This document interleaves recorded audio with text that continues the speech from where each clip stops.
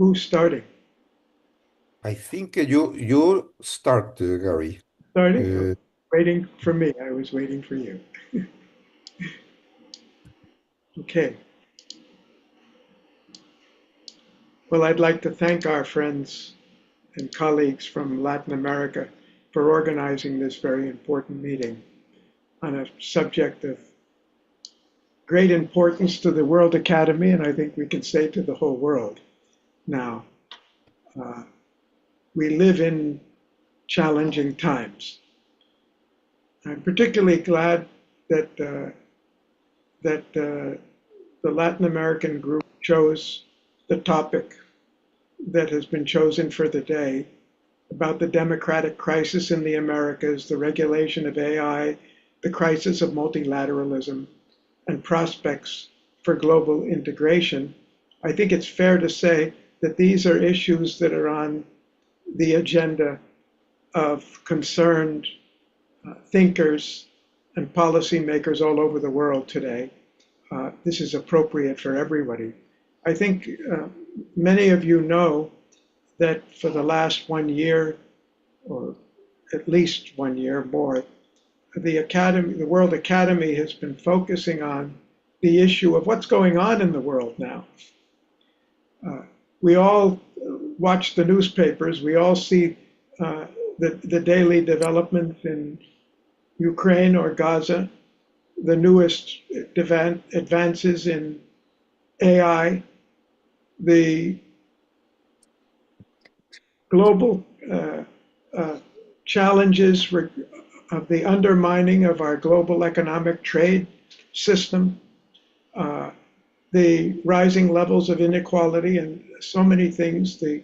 Uh, the the AI charged weaponry, and also many developments.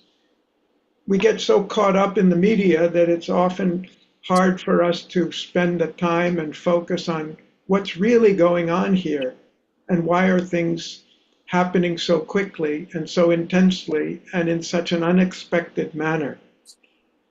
In my opening remarks, I'd like to share with you some perspective that we have gotten, especially in 3 meetings in the last 5 months, where we've just been looking at the global situation and trying to understand it. And I'd like to go back a little in history for perspective, very briefly, overview, uh, to think about the period of transition we were in at the end of World War II, when after two horrendous world wars and a Great Depression, uh, the world community came together in an unprecedented way. I say world committee, but actually it was only about 50 countries that founded the UN system at that time. In fact, at least a third of the humanity was still under colonial rule by one country or another. So we really didn't have a fully representative government. But it was an unprecedented achievement in human history that after the, the attempt with the League of Nations, which quickly collapsed, we were able to found the first real multilateral system, which gradually over time grew and grew until it eventually has received a membership of about 193 countries. It was a slow, cumbersome process, but certainly a very important development. And 4 years, 3 years after the founding of the UN, we had the adoption of the Universal Declaration of Human Rights, which was another unprecedented achievement in humanity for the first time, when all the countries of the world sooner or later signed on and said, we agree to the same set of standards, the same values for human beings everywhere. And I think that's the first time in history that we had achieved such a thing. And then we had the years up through the Cold War, too fresh in our minds to talk about it, but where it looked like we were on the verge of destroying one another with the nuclear weapons. And then suddenly, quite suddenly, in 89 and 90, we had the sudden abrupt end of the Cold War, the breakup of the Soviet Union, the dissolution of the Warsaw Pact, the rapid disarmament of the nuclear powers, Russia and the U.S. particularly, and then in quick succession, the founding of the European Union, the World Trade Organization, the founding of the establishment of the Internet, the liberalization of the international financial institutions, the breakup of former communist countries, a massive movement towards democracy in the world, and a certain trend of developments in the world, very rapid growth, opening up of trade in an unprecedented way, the very rapid development of China and many other countries as well, that it looked like finally we were passed through the troubled parts of history and we were on our way, and we thought we could see a course that we would develop into the future, that we could anticipate the future, we could project the future, maybe not exactly the speed. And then after we entered the new millennium with the explosive growth of technologies, and then we had the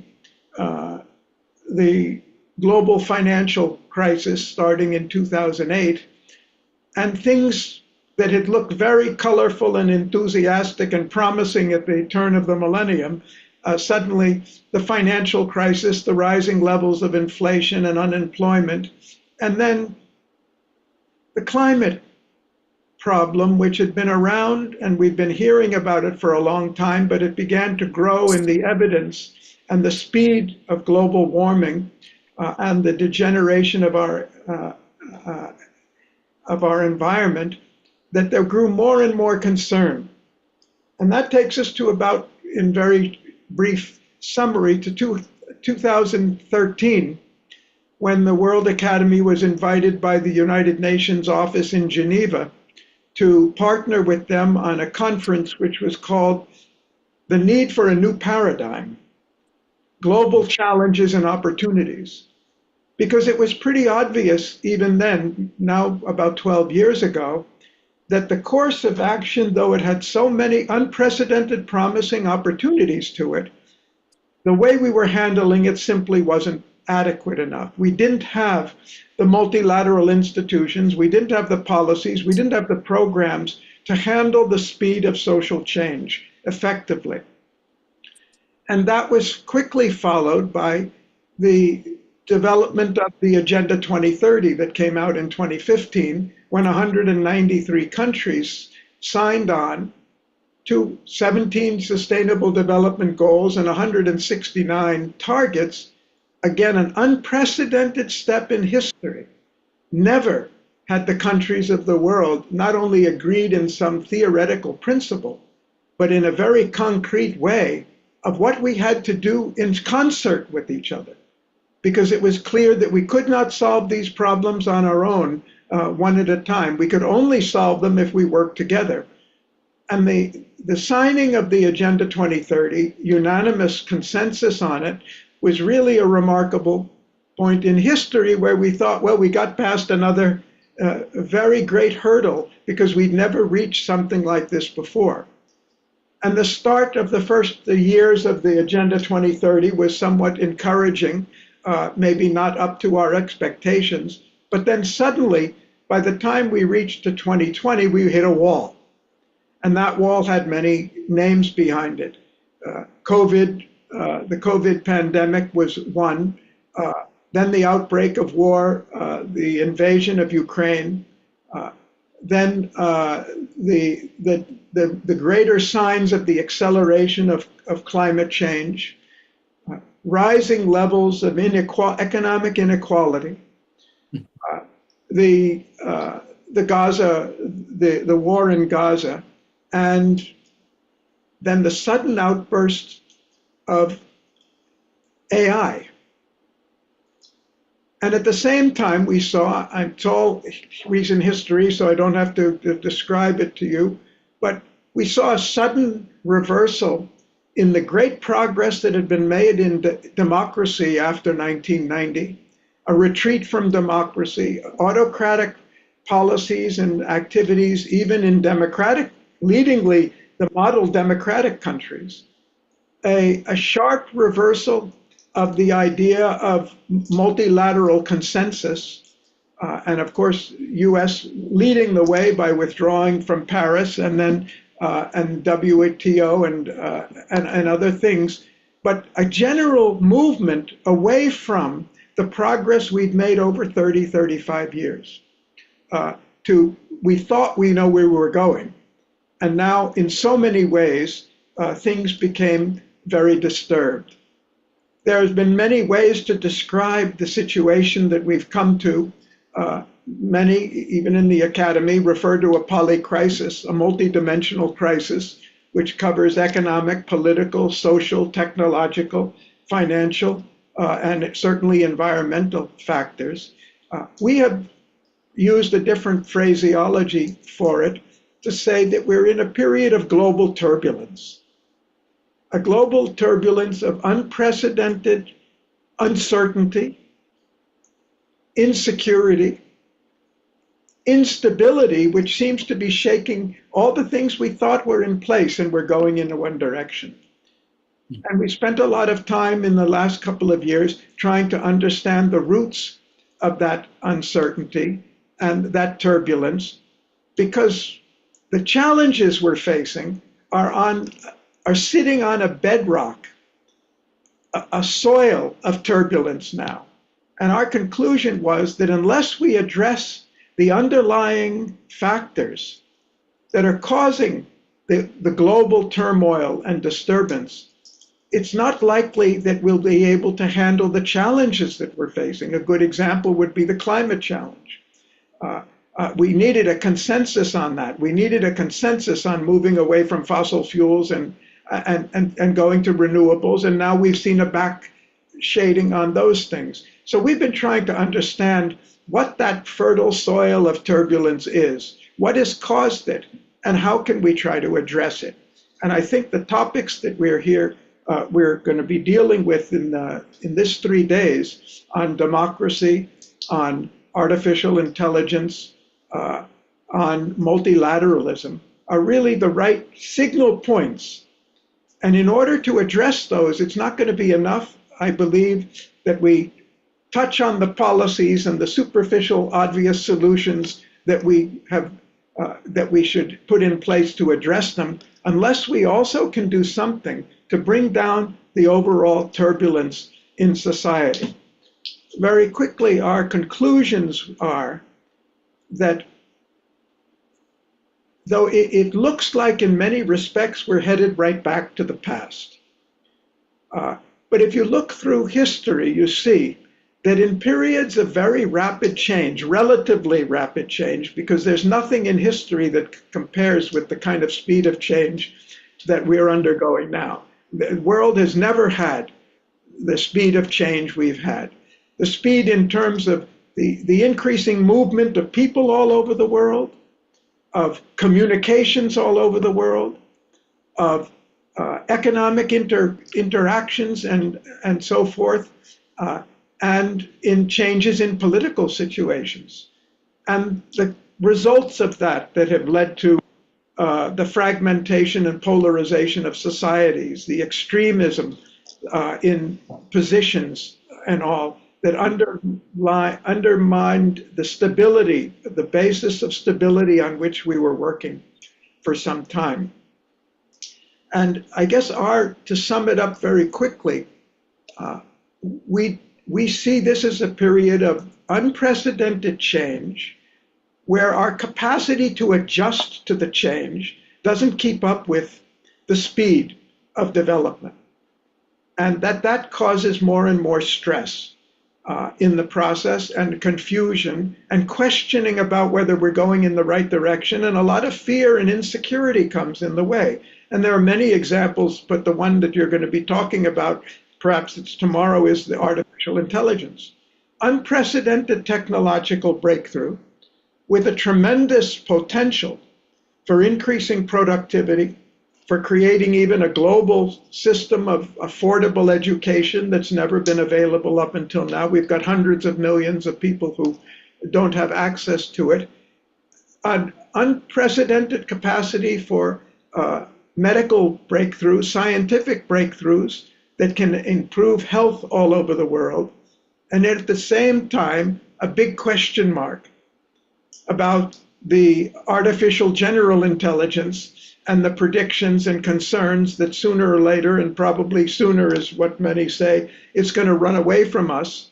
It's going to run away with take all our jobs away, and maybe it'll take up much more out of it. There's a lot of discussion going on about how we'll lose control of our technology and we'll lose control of our society and all. Let's just say it's uncertainty at a big level without prediction.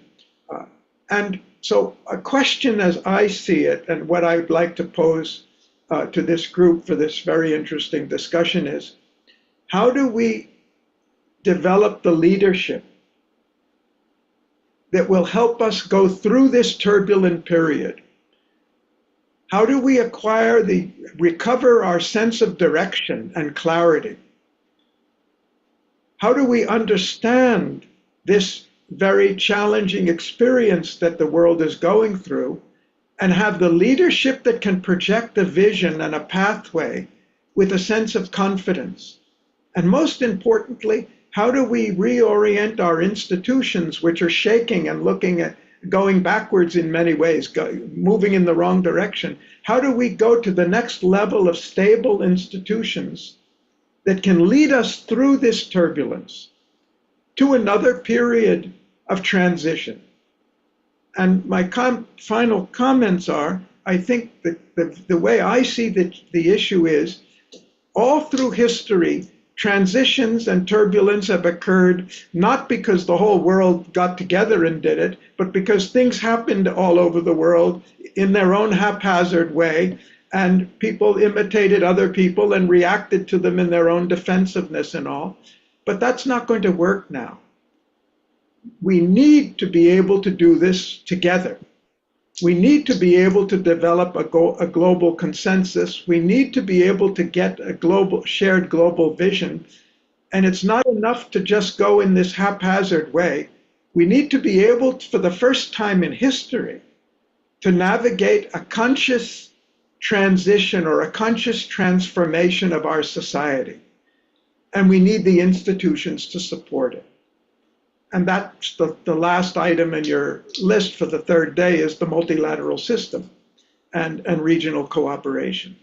So I certainly don't mean to either simplify or minimize the challenge we're under, but I certainly don't also want to come across as if I think this is a hopeless case. I don't think that at all. I think that we have all the incentive, we have all the knowledge, we have the money, we have the capacities to do this transition faster and better than ever has been done before, but we are not there now. We're not ready. We don't have the leadership. We don't even have the knowledge. We don't even have the knowledge of how do you convert our haphazard way of moving around and changing into a conscious transition process. And what type of institutions do we need, and how are we going to get there?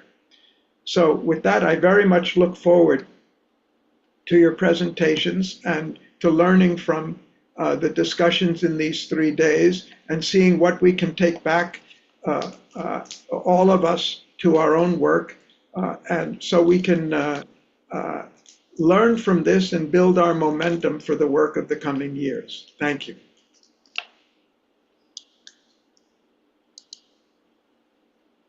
Thank you very much, Gary. Well,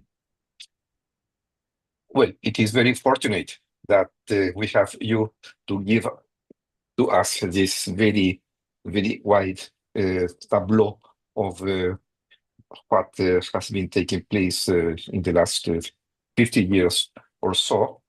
And it is true that we live in really challenging and interesting times, but for sure, I don't think I would change this time of our history for any other. There are so many fascinating things that are taking place, some others which are very dangerous. So the choice of the, so I speak here in the name of the organizing of the organizing committee from Brazilian Latin American chapter of the World Academy of Art and Science.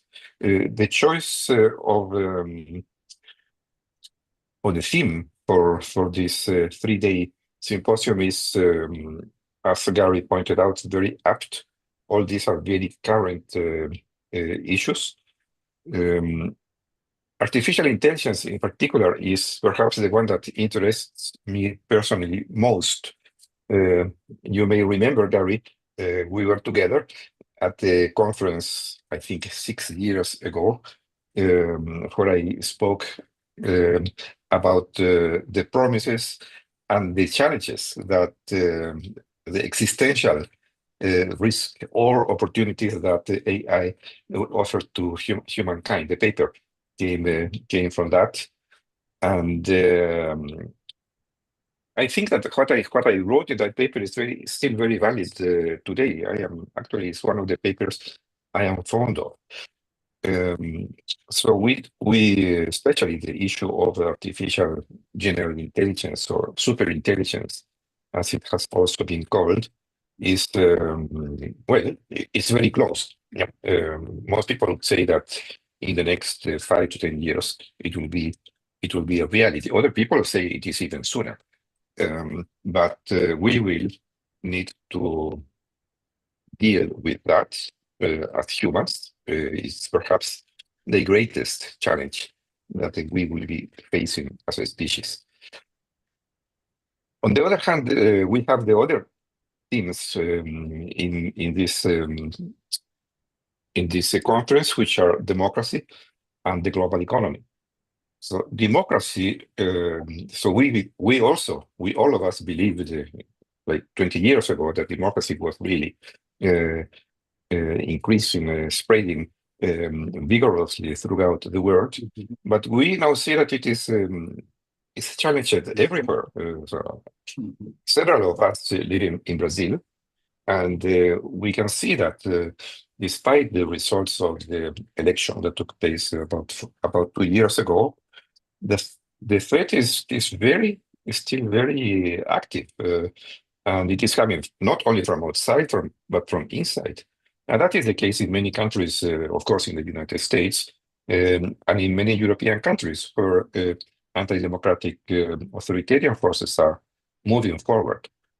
So it is a difficult time for democratic values. I am, let's say, differently from artificial intelligence, I am perhaps more optimistic. I think that democracy will finally prevail because it is a superior system. We will go through these times and emerge hopefully stronger. On the other hand, it's not so clear about the situation of the global economy. I will talk much more about that in the third session of this conference on Wednesday, because I will be a panelist. But the global economy has been its globalist character has been challenged for a long time already. Well, all of these terms are, of course, coming. We are going to see that throughout these 3 days. Now, of course, I do not want to extend myself too long. I think that Gary has really said the most important things that have to be said as an opening to the conference. What I would want to add is that from our part of the world in Latin America, we see all these themes as an opportunity for our region to become more and more inserted into the global discussion. And that goes as well into the discussion at large and also within the World Academy itself.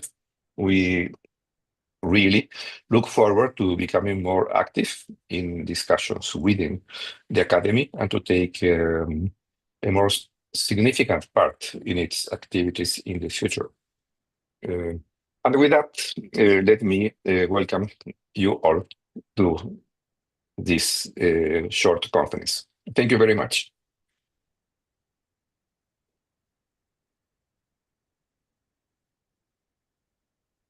Okay, I believe that we need to start our conference right now.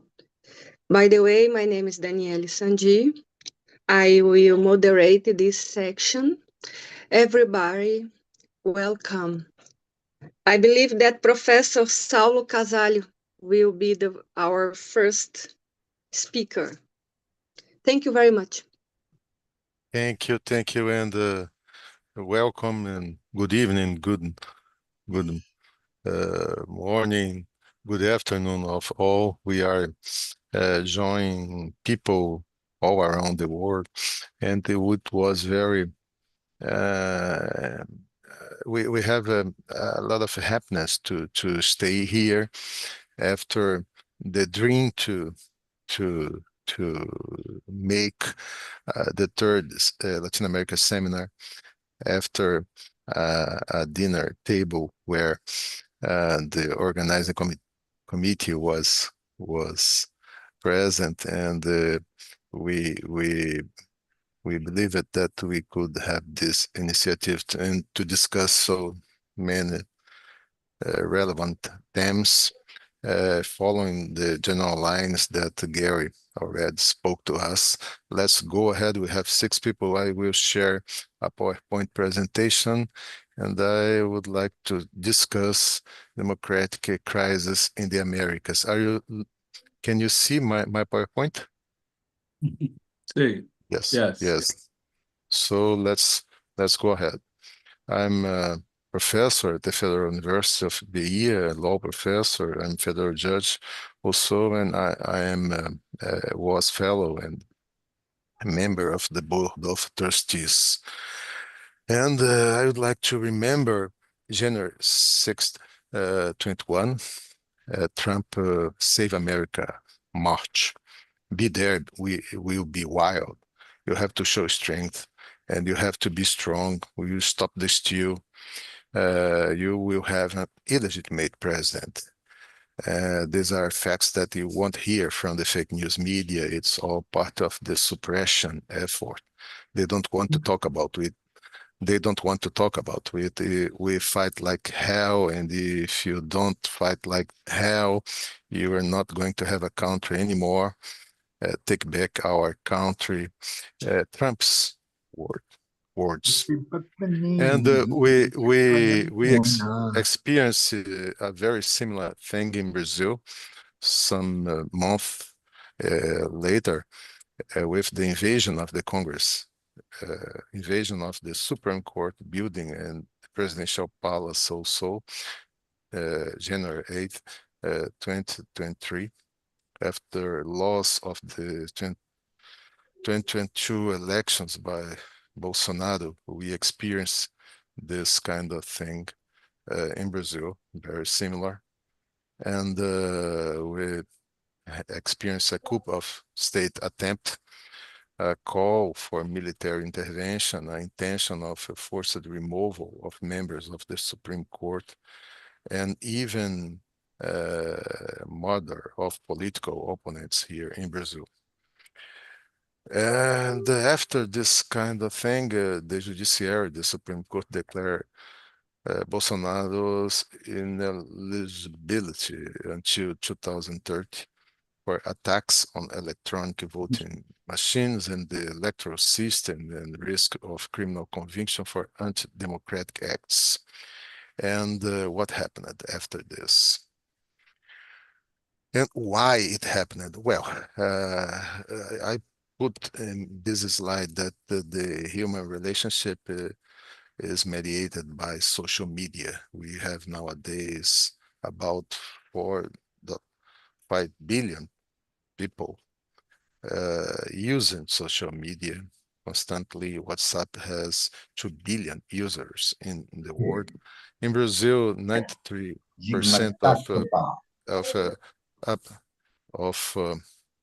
of Brazilians are users, 96% daily. WeChat has 3 billion users, Facebook 3 billion users. And the logic for social media is the engagement. And for the engagement, the conspiracy rhetoric is very useful, because engagement is the way of life of the social media. Engagement is higher when it involves emotions. And with the emotions, it's us against them, or us against our enemies. Emotions are related with a permanent fight, permanent connection, interaction through daily pushes, messages, stimulus, usually bombastic to defend, save our values, beliefs, necessities against daily new or permanent threats, with the creation of bubbles, clusters, using the profile technique. And this background creates a sensation of empowerment, at least the feeling of empowerment of the ordinary citizen. Ordinary citizen have the idea or the hate of elites and the privileged, fear. We know that the multitude is not so rational, and people, individuals, have always fear from change and loss. And it's possible to exploit this kind of revolt against the traditional leaders who don't care about the interests of the voters. And they told all the time, truth of the fact is finally exposed by the freedom of the social media. Or if you are in favor of control of social media, you are for the elites and enemy of the ordinary citizen. But they forgot what Zuckerberg at the American Congress told 2018, platforms are not information intermediaries. They determine the content of the information.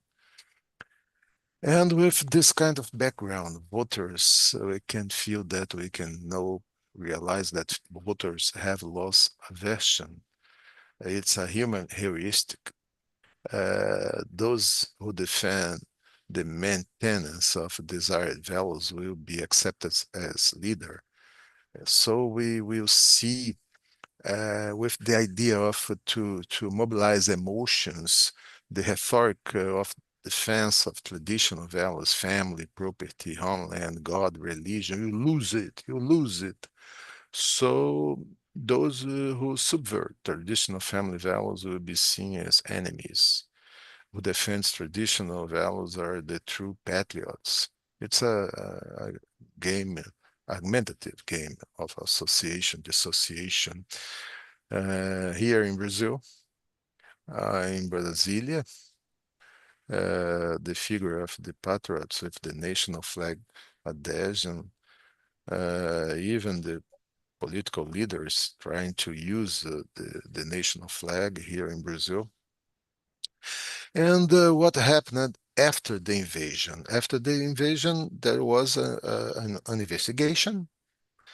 And what happened? The policemen that are involved with the investigation started to perceive that they and their family, their relatives, their children started to be exposed in social media, photos, address. It's an idea to promote some kind of coercion against the investigation, the policial investigation, the criminal investigation. And the Supreme Court started to investigate it and to deal with this case. And X, the social network X, was involved with this kind of dissemination of fake news. And the Supreme Court ordered X to stop with this.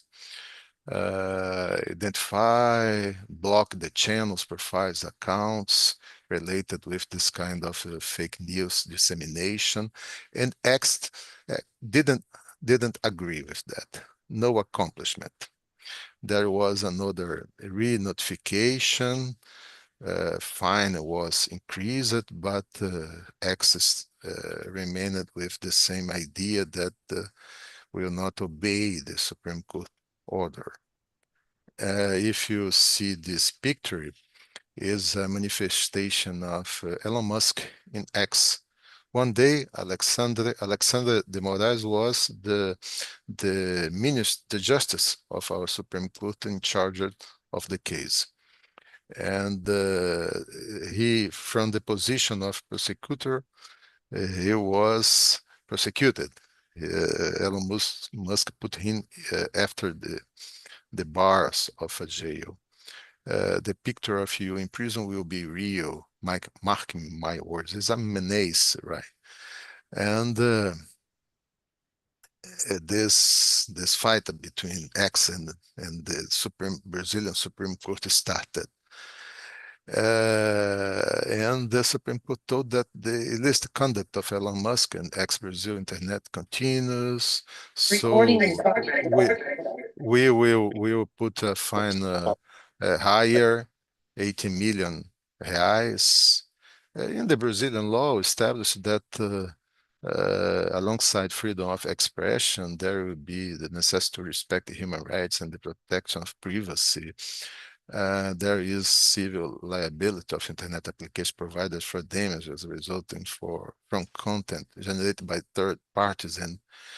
And what happened in our law, under our law, in order to ensure freedom of expression and prevent censorship, the internet application provider may only be held civilly liable for damages resulting from content generated by third parties if, after a specific court order, it fails to take steps to, within the scope and technical limits of its services and within the specified period, make the content identified as infringing unavailable except for legal provisions to the contrary. And Elon Musk told that he will not follow the order from the Supreme Court. And he posted. Can you hear me? Are you hear me? Are you hear me? Hey, Can you hear? Yes. Yes, we do. Yes. And he wrote that last night, Alexandre de Moraes, the justice, threatened our legal representative in Brazil with arrests if we don't comply with his censorship orders. We did so in a secret order, which we share here to expose his action, despite the fact that our numerous appeals to the Supreme Court have not been heard. The Brazilian public has not been informed about these orders and content on our platform. Moraes chose to threaten our team in Brazil instead of respect the law of due process. As a result, in order to protect the safety of our team, we have made the decision to cease our operations in Brazil effective immediately. Service X remains available to the people of Brazil. We are deeply saddened that we have been forced to make this decision. The responsibility lies solely with Alexandre de Moraes. His actions are incomparable with a democratic government. The Brazilian people have a choice to make: democracy or Alexandre de Moraes. So we see that, and the Supreme Court answered to him. Once again, Elon Musk confuses freedom of expression with a non-existent freedom of aggression, deliberately confuses censorship with the constitutional prohibition of hate speech and is cited to democratic acts.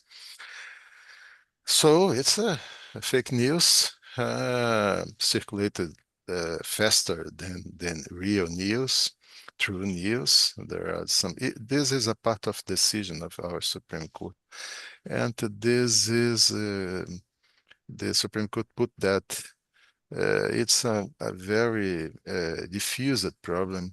More than 81 countries association trying to do something against algorithms that create association with emotions and communication, putting disinformation, and we experienced that. And finally, last month, we have the Magnitsky Law against this justice of our Supreme Court. The United States decided to put him because he was against the freedom of expression, so he cannot have bank accounts anymore. All the visas were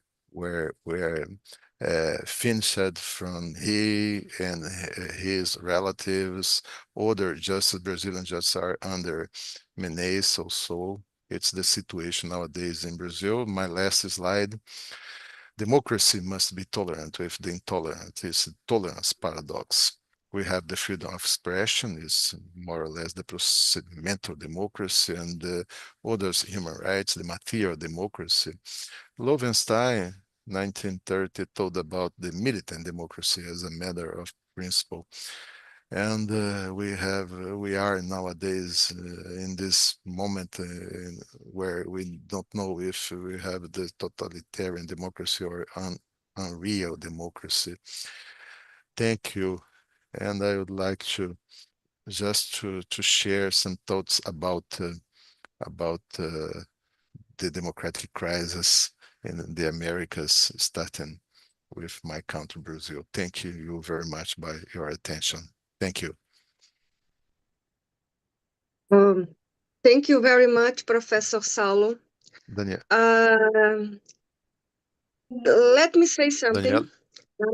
Thank you very much for your considerations. These are very important considerations nowadays. And let me to speak it just a little bit. Sometimes I am not Italian, but I've heard that Rome is a plebe. Rome is a people. Plebe in Portuguese, people. So I believe that that this kind of dystopy that we are living nowadays needs to captivate the people, a plebe in Portuguese. So I believe that. Oh, okay. What? So I because Professor Alberto Zucconi can speak a little bit, but I would like to manifest my opinion. So I believe that finishing that we need to think about how to speak with the people. Thank you very much. Professor Alberto Zucconi, please. Thank you very much.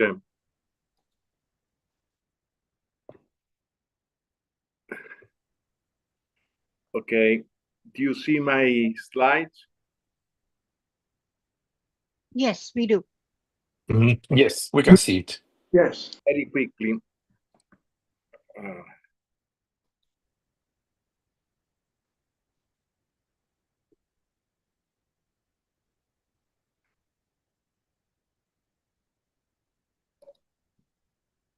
Let me.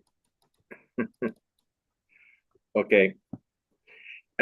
Unfortunately, democracy is in decline, as many of you have said. There are many institutions, independent institutions. For example, the Freedom of House Freedom on the World report, the last report, show how human rights, civil liberty, and institutional check and balance are on the decline.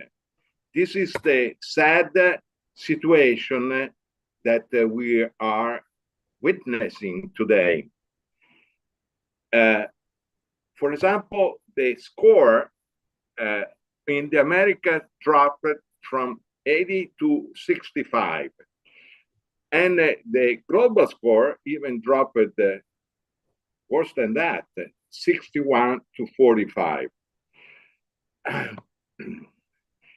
The erosion of trust is a pandemic in the institution, in the government, in the media. The climate inaction and environmental degradation is evident and rampant.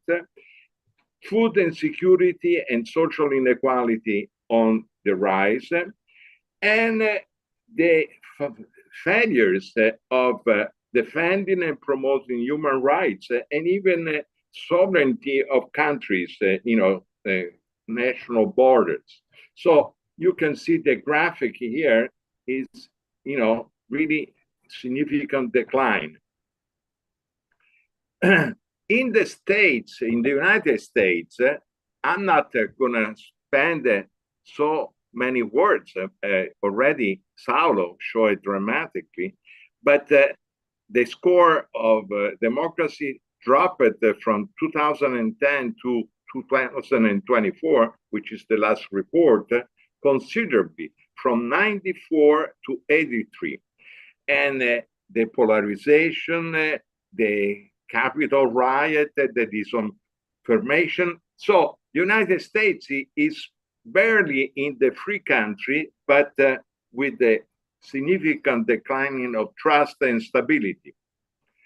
The key drivers on decline, I agree with what Gary said. We even wrote on the last Cadmus issue a big article on this: populist authoritarianism, militarization and impunity, attacks on civil society and the media, disinformation and polarization. According to the data we have, judges, prosecutors, and defense lawyers have been imprisoned, detained, or charged for political motivated reason at least in 78 countries over the last 10 years. In the Americas, the largest decline has been Nicaragua, minus 40, El Salvador, minus 28, and Venezuela, 22. The leaders, authoritarian leaders, are really dismantling democracy and having entrenched the authoritarian rules. This is what it looks the situation in the Americas. Green is free, yellow is partly free, and the violet is not free. So in the Americas, and not only in the Americas, in the world, the threat to freedom are violence, also caused by big organized criminal organization, corruption, and repressive tactics that the government use to combat crime, but in the same time reduce democracy. Of course, there are also good signs of democratic regimens in the Americas, Chile, Colombia, and Brazil. It's no doubt that democracy in the Americas and around the world is under attack. And so, what can we do? Well, the proven variables that are really countering the decline of democracy are institutional resilience and people engagement are key to recover. People, ongoing vigilance and international solidarity needed to restore trust. I suggest, and we have ample international evidence, it's not just an idea, that what works is to create solid work alliance that takes steps towards the building and promotion of people-centered democratic future. What I mean by that? I mean just people organizing at the community, regional, and national level, international level, and create communities that we need to facilitate their communication and sharing of best practice. So there are many projects around the world that are flourishing. In Italy, where I live, and where also democracy is in decline, well, we need to let people know that what is going on, and also the good news, something can be done. And so we can help building global networks, and also need a researcher and a facilitator. We need to offer free data bank of people-centered democratic best practices so people can learn. And also use a standardized scientific tool for data collection, and use what is a very scientific, well-oiled tool, participatory action research, where you do the change and you research at the same time, but the researcher, assisted by some professional, are the people and the community themselves. So I am pleading for doing in concrete some solid working alliance and building a democratic people-centered future that require inclusive and community participatory action. So we need to denounce the decline of democracy, but we need to do more. In our daily life, we need to heal, empower, and transform our society, defending in our daily life and supporting human rights, human security, and democracy for all in our daily life. So we need to talk our walk and to walk our talk. Thank you.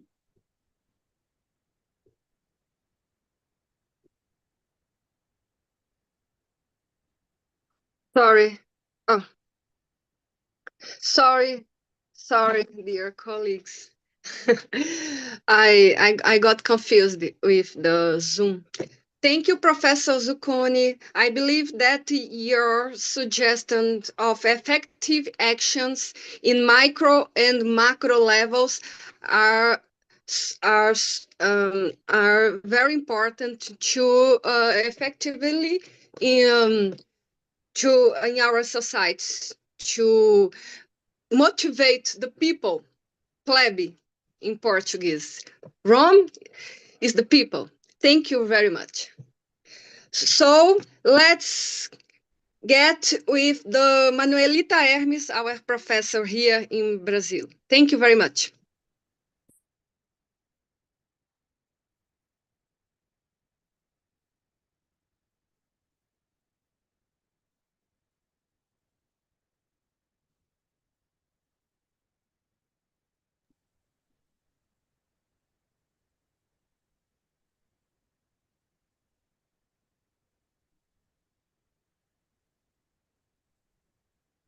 Hi, good afternoon, good evening, good morning. I guess you can see my PowerPoint presentation. Yes? Hey. Yes, we do. Thank you. So I'm Manuelita Hermes, I'm from Brazil, PhD at University of Rome, Tor Vergata, and University of Brasilia. Sorry, what's happening? It's going, okay. Also Federal State Attorney and Professor of Law and WAAS Fellow. I'd like to give my many thanks to Professor Gary Jacobs and also to all the organizing committee for being here during this event. I'm so happy for being part of this organizing committee with the panelists that have already given brilliant expositions like Professor Saulo and Professor Alberto Zucconi, and welcome to Professors Wolf, Noberto Filho, and Kenneth Williams. Well, I remember that the last time we've been together during another event, it was during the pandemic, the COVID-19 pandemic, and then I will bring some remarks from that time when I focused on the Supreme Federal Court of Brazil. And now, again, I have this focus, but I would like to remember that time when I tried to understand the whole of the Supreme Federal Court in Brazil. And I remember that I brought some reflections about the actions and the inactions in Brazil during the pandemic, and I related it with our democracy, with our rights, human rights, fundamental rights, and social rights. And we had the health crisis also in the middle of a political, economic, and social crisis here in Brazil. Well, the pandemic emphasized the inequality, the extreme poverty, and also a lot of wealth in the hands of the few. This is our society here in Brazil. And also something that is related to the Latin American context. I mean, we have this inequality and this democracy that is trying to be something strong, trying to be resilient here also in our region, the Latin America. Another point that I emphasized by that time was the presidentialism here in the Brazil, and the way that we need to face the pandemic in a presidentialist system, and the whole of the Supreme Federal Court to try to keep the health, to keep the social rights, although the lack and the inaction of the president by that time. So we have this system, presidentialism, that is also something very common in this Latin American context. And nowadays, as we saw by the Professor Saulo's exposition, we have, it's another issue now, the judiciary branch and the executive branch in this context of the presidentialism. Then I would like, right, go to another one. So have this focus, sorry, Professor Zucconi? Professor Zucconi, you have your hand? No? Okay. Can you see the slides? It's going ahead? No, it is not moving ahead. No? No. Okay. Can you please run the slides and go to the right one? Yeah. Maybe like this. I was in this one when I thought about the COVID-19 pandemic actions and inactions and the Latin American context. And then I move it to the other one, and I will focus on the federalism. So I guess it's right now. So we have this context of the federalism. Brazil is a huge state. You can say it's a continental state, federal state, and it's hard to achieve the equality, to achieve the rights, the social rights, and all the fundamental rights and human rights in the same level in the whole country. So during the pandemic, we have this issue, the social rights, the federalism, and also the presidentialism. And I have the focus at the Supreme Federal Court. And today I will talk a little bit more about the Supreme Federal Court. Here we can see the judiciary branch, how it is organized here in Brazil.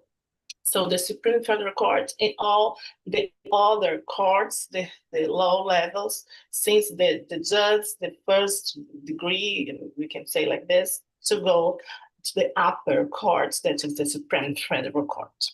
So during the pandemic, the Supreme Federal Court had a great role by judging cases related to the way the country, the way Brazil had to cope with the crisis, the pandemic crisis. And nowadays, we have also the Supreme Federal Court with a great role in this federal state with the presidentialist state. And then we can talk a little bit about the constitutional jurisdiction and democracy. As Professor Saulos introduced, we had this attempt of coup d'etat, January 8th, 2023. It's a date, a mark in our history, a mark after the reconstitutionalization, the redemocratization that we had with the Federal Constitution of 1988. And then we have already, again, I mean, the whole of the Supreme Federal Courts trying to maintain democracy. This building was invaded. These glasses were destroyed. That sculpture was, I don't know how to say it, I'm sorry. But I mean, scenes that are in our mind, crimes that were committed and are under investigation and also under judgments in our country. Then the courts, I mean, the Supreme Federal Court is with this new task trying to maintain the democracy, trying to reinforce the federalism, trying to maintain the design, the institutional design, the presidentialism and the federalism in our country. And I remember I have read this book a long time ago, Alex Stone Sweet. Today we govern with judges. And today in Brazil, we can say that actually we govern with the Supreme Federal Court. And the president nowadays, he said this. Actually, he said this by July 2nd, that he needs the Supreme Federal Court to govern. He needs the Supreme Federal Court to maintain democracy. And I have now the legislative branch with another task, trying to keep the resistance, trying to undermine the dialogue, and it's a crisis that's going on in our country. So the value given to the political issue and also the fulfillment of judicial decisions from the constitutional jurisdiction in democracy is a subject that we have to face related to judicial politics. I mean, Ron Herschel, a professor that I really like to study him, he examined the so-called constitutional revolutions in countries like Canada, New Zealand, Israel, South Africa, highlighting the political origins of the constitutionalism as a preponderant factor in understanding judicial expansion and judicialization of politics. And I guess Brazil was not a topic, was not something that the object of his studies, but I guess I can construct, I mean, the same way to try to explain the way we are keeping this force, keeping this necessity. We need the judiciary branch and the constitutional jurisdiction. So considering this, the courts and here in Brazil, the Supreme Federal Court are going beyond the boundaries, and it's more than talk about democracy, more than talk about democracy in Latin America. We have a lot of variations of democratic countries and non-democratic countries. I mean, United States, we have already talking about it. Sweden, Hungary, Italy also is an issue, and the waves that we can see nowadays in our world.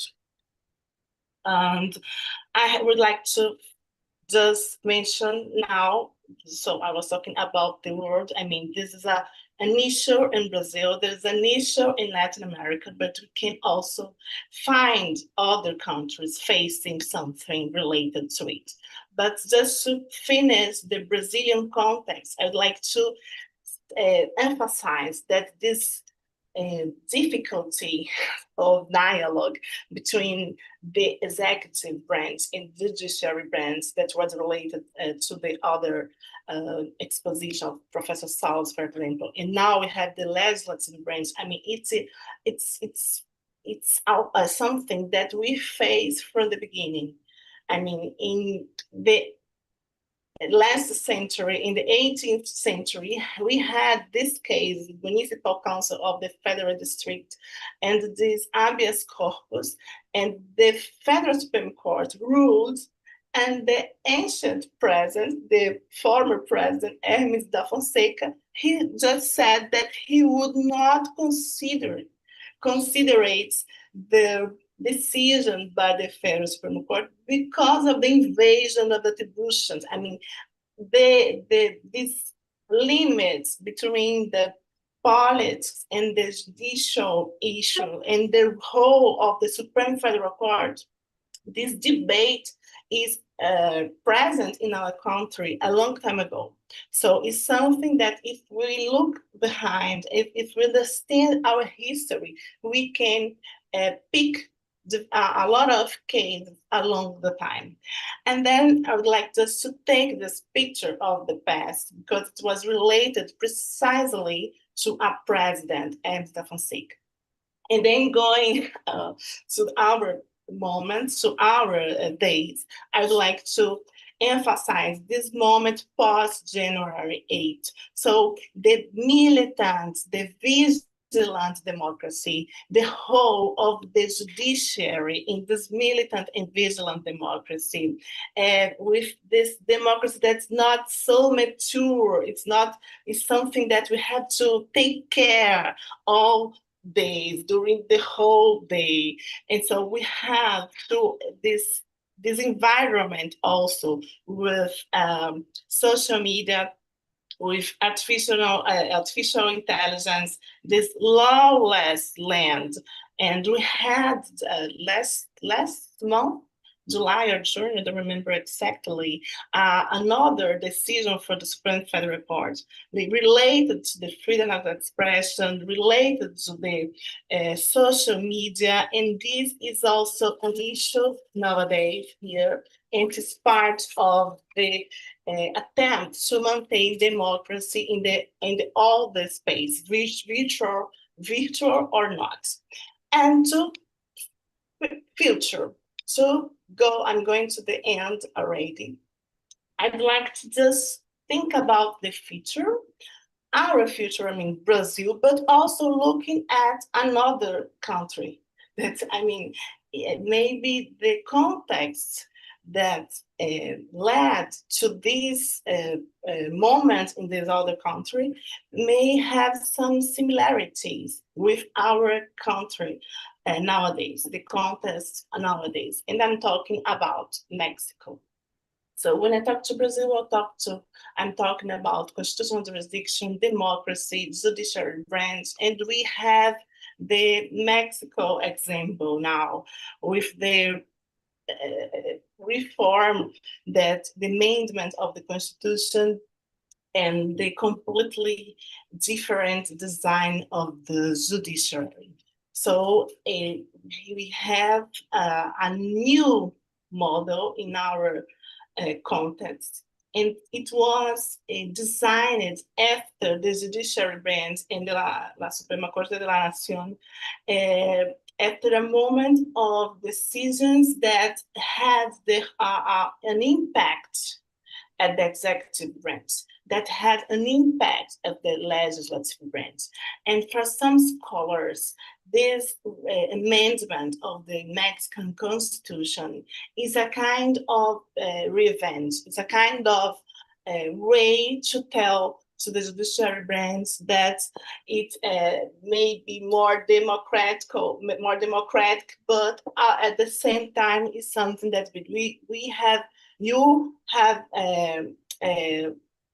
you went beyond the limits, and now we will give the limits. So it's a country that's also has also a colonial past It's also a federative country. It's also a presidentialist country, and it has great dimensions like Brazil. I mean, it's comparative law has this kind of way to compare. And I mean, Mexico has a lot of similarities with Brazil. And I guess it's something that we have to keep the eyes on. It's a country that we have to keep the eyes on and understand a lot with the experience that Mexico is facing now. And then beyond Mexico, I would like to just mention that we have also the Inter-American human rights system, and we are not alone. And democracy is also a human right, and we have to go beyond the judiciary national branch, and we can go to the judiciary branch, I mean, of a regional system, an international court, an international system like the Inter-American Court of Human Rights. And related to this topic, to this theme, we have already the advisory opinion on democracy and political rights that was demanded by Guatemala, and we are waiting for this opinion. And in the Latin American context, I mean, it will be something to follow, to really appreciate. And I have this expectation. I'm waiting for this opinion, advisory opinion, because we are nowadays in a context in Latin America and in the world that we need to have more efforts in a regional context, and by consequence in the multi-level constitutionalism, to enhance the way to protect democracy, to enhance the way to protect human rights. So I finish here with my more reflections than answers about our context and about our country. Thank you so much, and I give here my email to contact. Thank you. Thank you. Thank you, dear Professor Manuelita. Your considerations about democratic relevance and the crisis that we are living nowadays focus on the effective actions that maybe we can follow, and we can suggest, we can invest in our classes, in the people, in our speeches at all. Thank you very much. And then let's follow our seminar with Professor Ralph Wolf. Thank you, please, Professor. It's your time. Thank you. Can you hear me? You can. Okay, so let me see if I can bring my screen up. Can you see this? U.S. higher education in crisis. Can you see that? Yeah. Yes. Yes, yes. Great. In talking, my background's been in higher education, and as president of the World University Consortium, working with universities. But in talking with people in the U.S., is what's happened in the last 6 months is so breathtaking. They wanted to urge me to share and to say, people need to be aware of what's going on, because it's only been 6 months under the new administration. And we need to make sure it doesn't happen elsewhere, because it easily could. Let me just provide a background. Many would say the business model of higher education in the US was broken before Trump was elected, but it's a very large system, over 3,900 degree-granting institutions, 19 million students, and a wide range of different kinds of institutions. But there's been much more competition, mainly from China, but other countries and England, for top research universities. And in the last decade, the number of U.S. institutions has dropped to 36. which means it's much more competitive, and the search for top research dollars and faculty uh, up until now was critical for top universities. The rest of the system had low completion rates, tuition beyond inflation, high student debt, all of which led to a cratering of public trust. To give you an example, fewer than 20% of Republicans believe higher education was serving the country well, 50% of Democrats, but that's still not encouraging. And we are facing in the US a demographic cliff of 18 to 24-year-olds declining. And so, apart from international students and immigrants, the whole population will not grow for the future. 55% of research and development grants to universities come from the federal government. And overall, in the last 25 years, state funding has not kept up with the increased costs of higher education. So one would say that higher education was struggling or had to deal with a number of issues even before Trump came into power. But I do think that it's been breathtaking, and to the extent, as Gary mentioned earlier, we need to train next leadership. What's happening in research universities and all universities is what you might call a devastating set of blows. Every day something new is happening. This is the model for the Trump administration. Today, he just announced he's taking over policing in the District of Columbia, the capital city, calling out the National Guard. Will plan to do that and had put on notice other Democratic cities. You might say we are experiencing our own form of a coup through democracy, but for higher education and to the extent that it has led research in health and technology and other areas, these blows are devastating, and I'll explain. So he immediately imposed within a few days a 15% research overhead cap. At major universities, it was 50 to 60%. So we're talking about a loss of hundreds of millions of dollars immediately without any notice to major research universities. I should add, as I'll describe in a couple of slides, he is now privileging non-top research universities for grants who have no experience in these major fields. Those of us who worked with Arizona State for a conference that we were going to participate in experienced an immediate cutoff of grant to research projects that weren't aligned with priorities. And you need to understand that under the Biden administration, in order to get grants, you needed to show how you were, for many areas of grants, how you were impacting positively the inclusion of racial and ethnic minorities. So diversity and equity was a major issue for grants, as well as sustainability projects. Those are not aligned with President Trump's priorities, and so literally thousands of grants have been summarily terminated in the middle of their operation. All diversity, equity, and inclusion activities have been eliminated.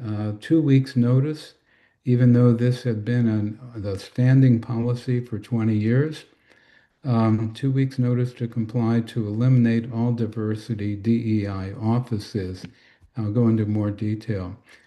You may have heard about Elon Musk and Doge, eliminating, the best estimate is 154,000 federal employees, including major areas of research and data collection across the government, including the order to eliminate the entire Department of Education, They can't do it fully without Congress, but they're doing as much as they can. And so the whole data collection unit of the Department of Education has been terminated and gutted. You probably have read that there's been a direct and daily assault on Columbia. Now there's a settlement with them. Now it's continuing with Harvard, asking for hundreds of millions of dollars payback. They've withheld hundreds of millions of dollars of research. They've held up $580 million of research from UCLA and asking for $1 billion payment. It's like tribute for alleged illegal activity, anti-Semitic activity as a result of pro-Palestinian protests. He's delayed, there are over 1 million international students, the U.S., particularly at the graduate level, been a major way of training the leadership in the world and also bringing in new leadership into the U.S. Many of the technology companies rely heavily on Indian computer scientists and experts in technology and AI. And he at first suspended, then delayed, and continues to delay visas for international students, and recently just imposed a visa processing fee. All sustainability efforts across the government have been suspended, and there is now an effort to remove the linchpin finding, which is that climate change impacts health negatively. And the new head of the EPA has just started a process to remove all EPA, Environmental Protection Agency, regulations that are based on the health consequences that is caused by climate change. He's a former oil executive, so you might imagine. But if this were to occur, it would take years, possibly decades, and an act of Congress to restore this finding. He's, as you probably have heard, has deported foreign students for pro-Palestinian views. They've eliminated habeas corpus, have claimed the right to take people off the street without charging them, deport them to foreign countries. Not even though the Supreme Court has required that there would be a hearing, they have tried to deport not only students but U.S. citizens or people with green cards that are legitimately here, deport them without any hearing. They have arrested people in courts just as they're leaving courts seeking asylum status.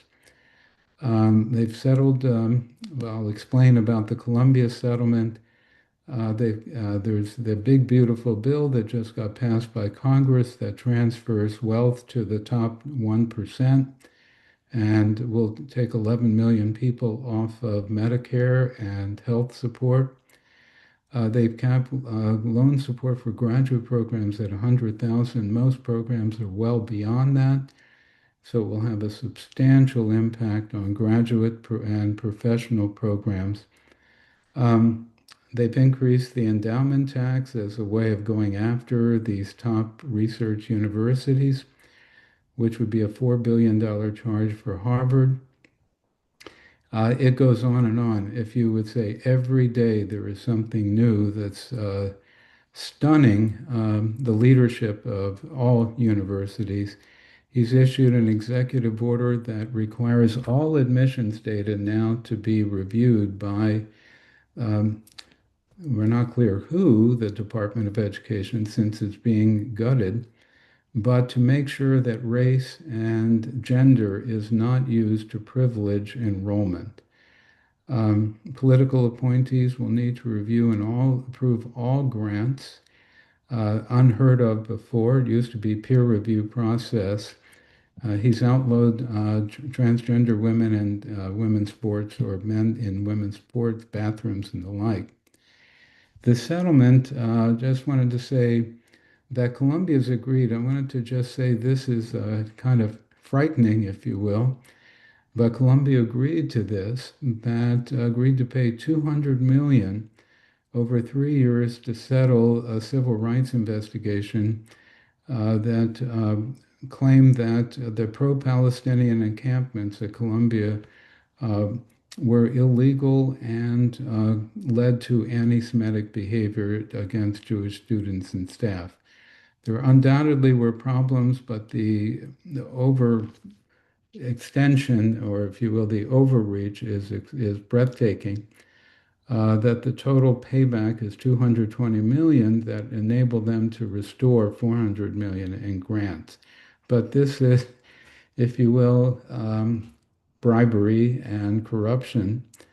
Columbia must, and now all universities must change all race-based, not just for students, but hiring and any staff and faculty, and have a monitor.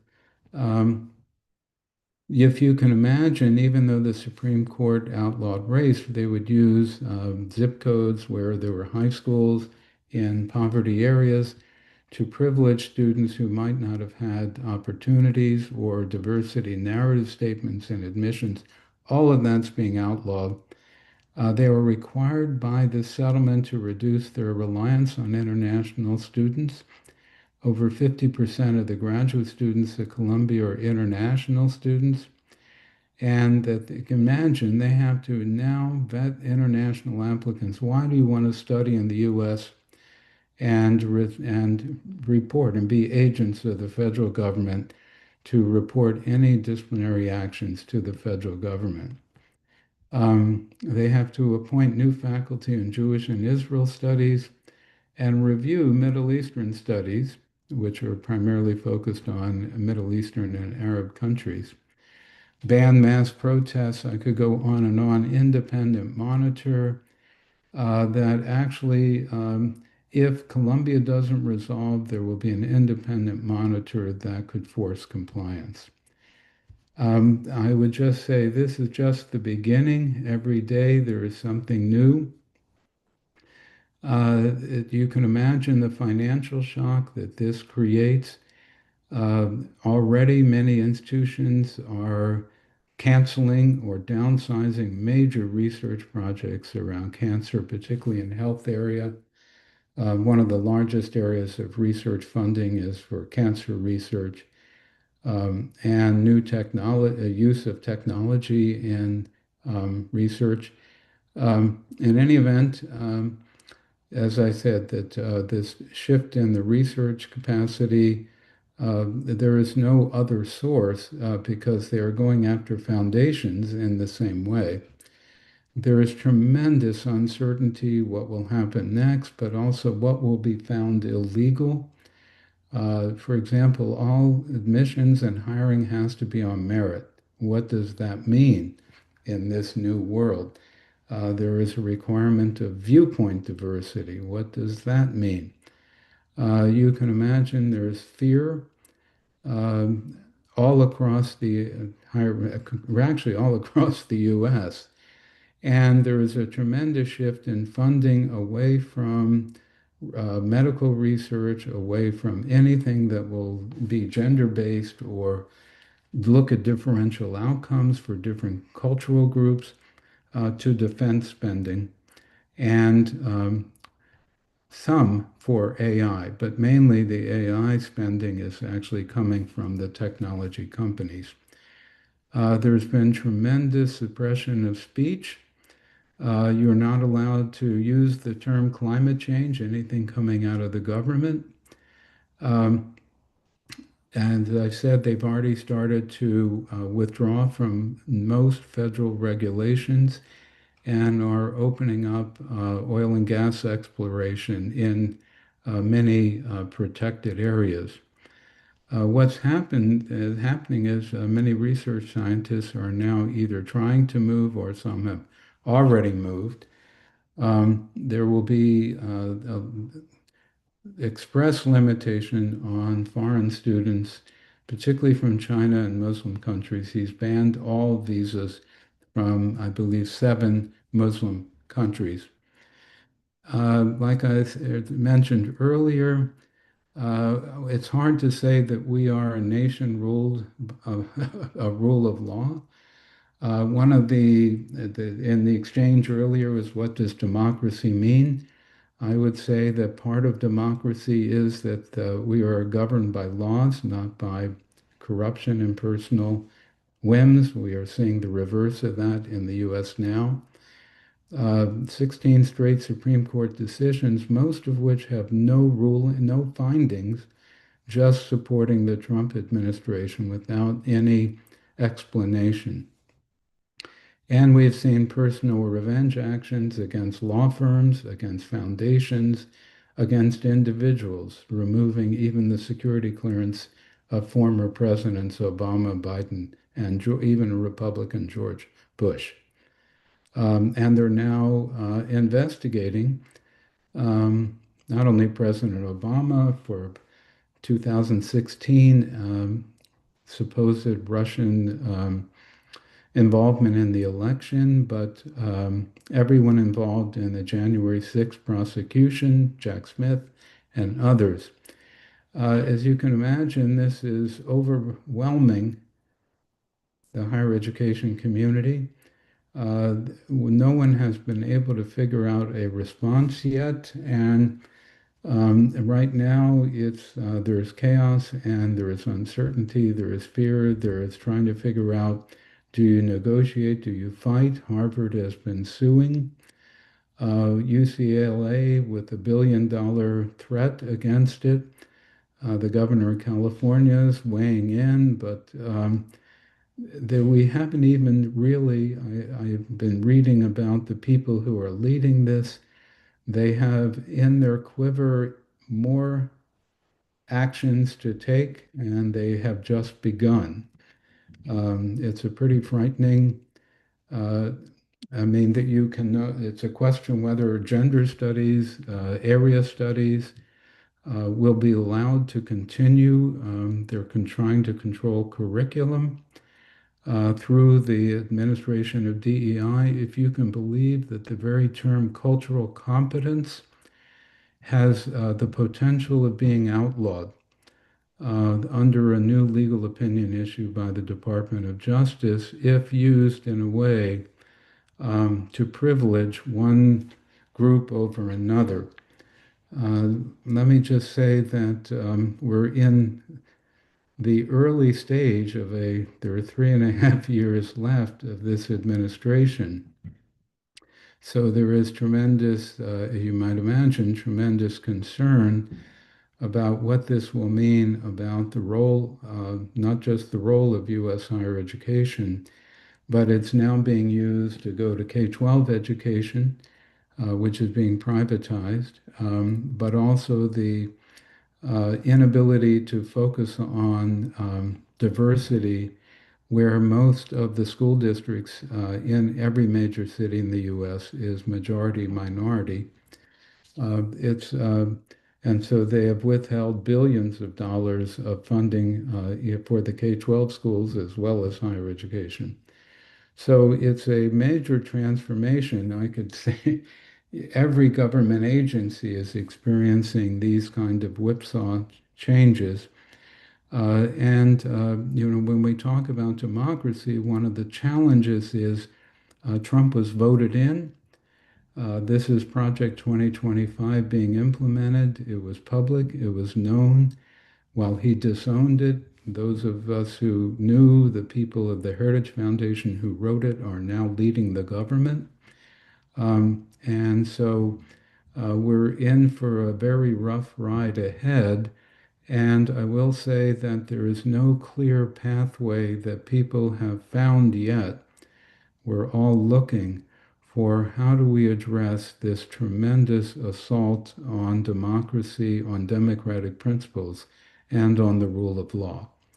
So let me stop there and just say I appreciate your attention and hope that we can learn from models that have been shown elsewhere, but I will have to say that the MAGA party that supports Trump is to the right of him, and they are not supportive of higher education, nor of public education. And so still has a strong level of support from his core group, and it is unclear that we have, any of us or any organization has found a way to blunt these actions. While there have been lower court actions to stop them, in each area, the Supreme Court has overturned them when he has appealed them. So let me say that it's not a very pleasant moment in our history and for the future of higher education, but we remain hopeful that people will try to find ways to address this and to figure out how to move forward with less funding and with constantly being monitored to protect really white privilege. So I'll stop there and wish I could offer a more optimistic view at this point, but it is sobering to see what is happening, and hope that we can continue conversations like this and also create alternatives to some extent outside the U.S. As well as pathways inside the U.S. So thank you for your time and your attention. Thank you, Professor Ralph.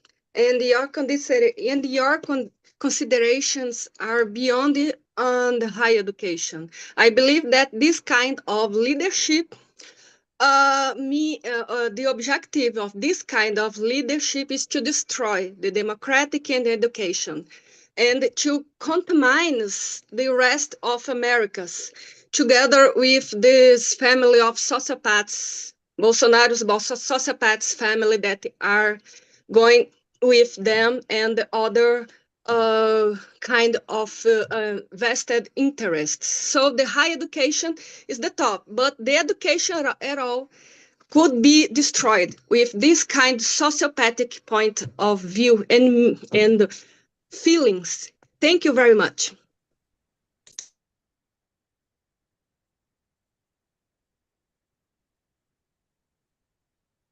Let's start with the seminar with Professor Hilton Norberto from Brazil. Thank you, Professor. It's your time. Okay, thank you very much for the invitation to be here today.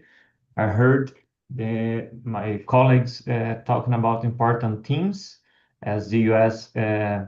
Education problems nowadays. My colleagues Manuelita Hermes, Saulo Bahia also. So I will talk today about a field of study that I'm writing some papers, digital sovereignty. I'm sharing the slide. You are seeing that?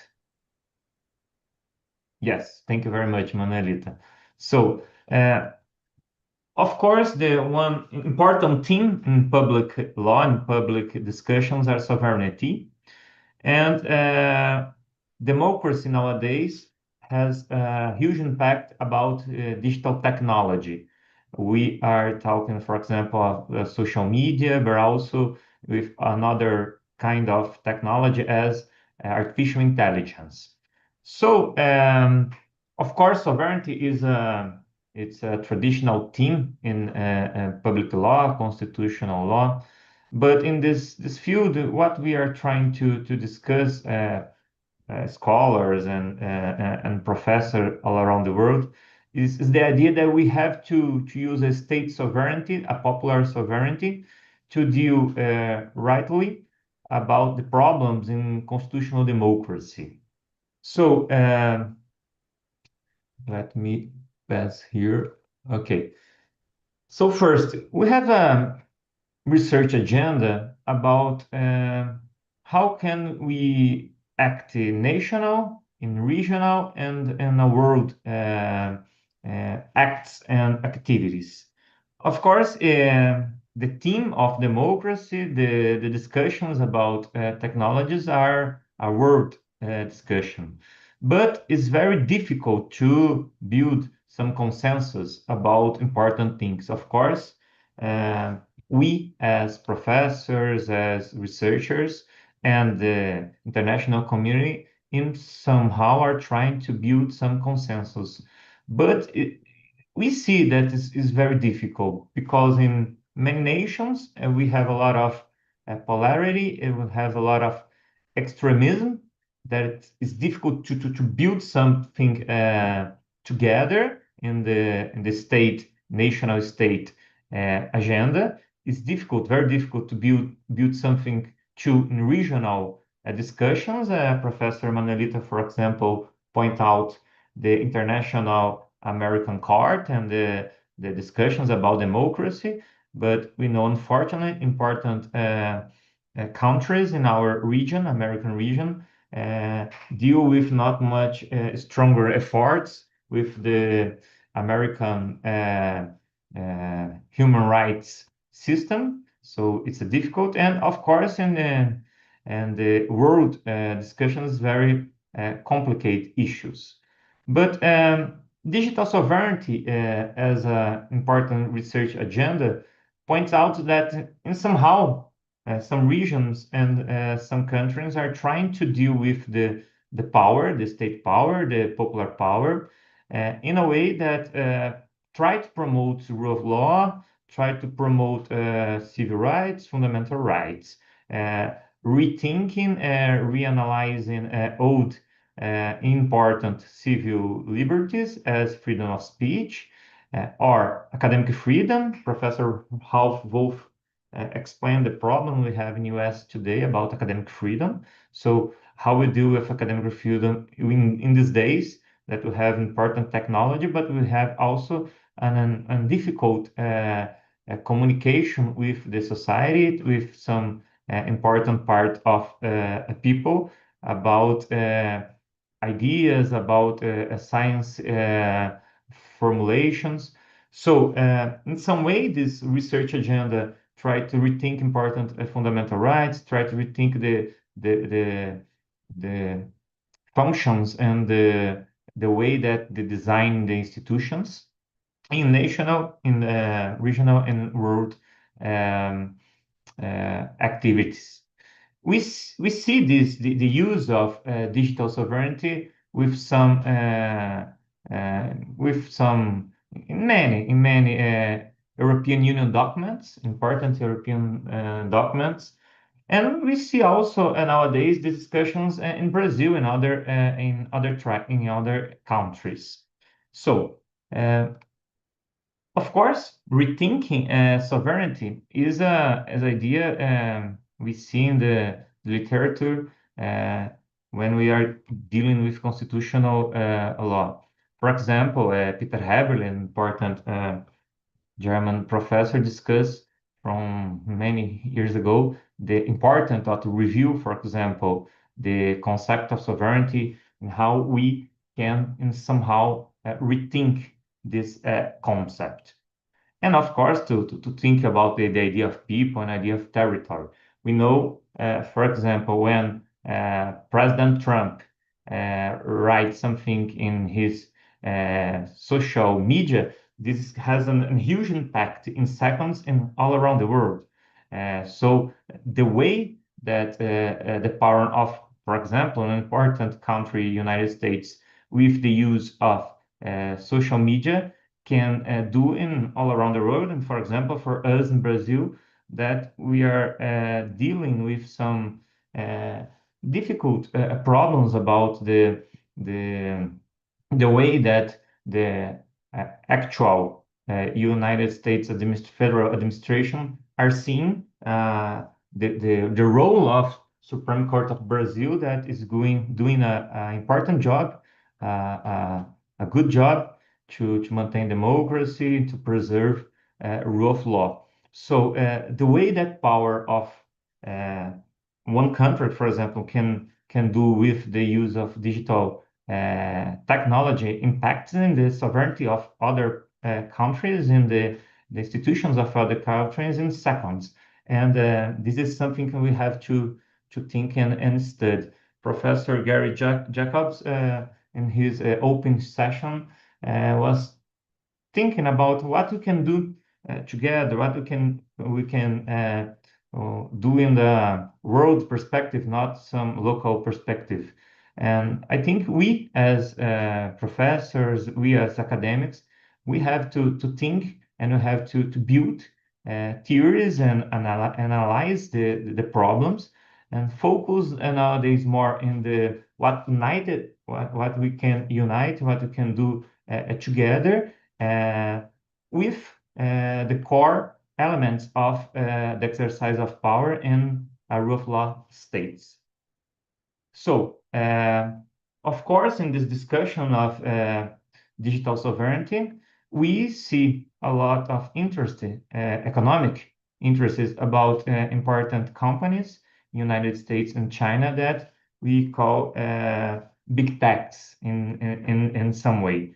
And some of the discussions and the regulation about these companies in United States and China are important for this company, but do very bad from all around the world. The impact of this regulation and the way that the regulation is done. So, for example, in digital society, in social media, I think we have as academics to think in a way to do a regulation. Of course, we have to use our sovereignty of our nations, of our regions. But how can we, as academics, think about the proper way, the right way in a rule of law state to deal with the impact of social media, impact of artificial intelligence.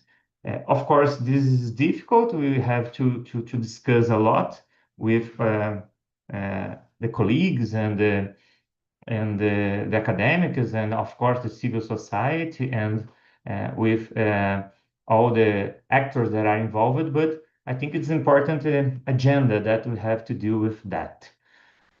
In Brazil, we are in some way dealing with these issues. Professor Saulo Bahia showed some things, some themes that we are discussing. Professora Manelli Times also, and in our way, we're trying to promote rights, democracy, and economic interests in with the use of the legislative power, judiciary power, executive power, and of course with some important participation of civil society.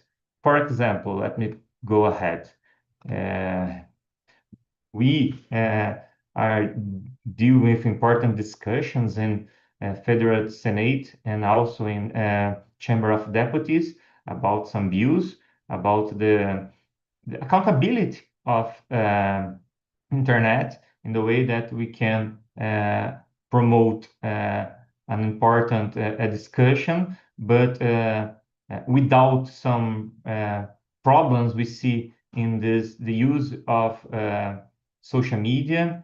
We are discussing intensively the question of artificial intelligence. Of course, it's difficult to approve some views in the National Congress of Brazil, but important bills that are discussed. They are passed first in the Federal Senate and now are in Chamber of Deputies. In important participation of civil society in a way to use our power to in some way promote the rule of law in this digital era. We have a lot of important actions and decisions in the courts, for example, Superior Court of Electoral Court, in the regulation of deepfakes, in the regulation of electoral propaganda. We also see in the Superior Court of Justice also a discussion and decisions about cross-border impacts of digital technology and how this impact should be. We have to take care about the rights and exercise of rights here in Brazil. I didn't put here, but we have also in the federal executive administration important public policies discussions about the way that we should exercise a digital sovereignty to promote rule of law and artificial intelligence. We see, for example, in the science team, the discussion of the good use of artificial intelligence from a lot of fields.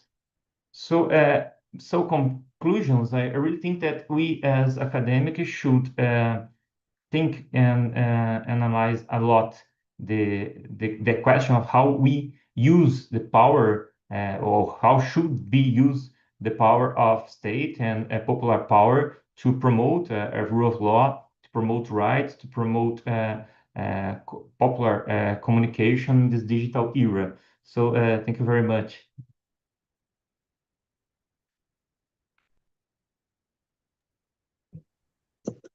Thank you very much, Professor Hilton Norberto. Let me say that the digital platforms and the democracy, digital platforms, I believe that affect the democracy through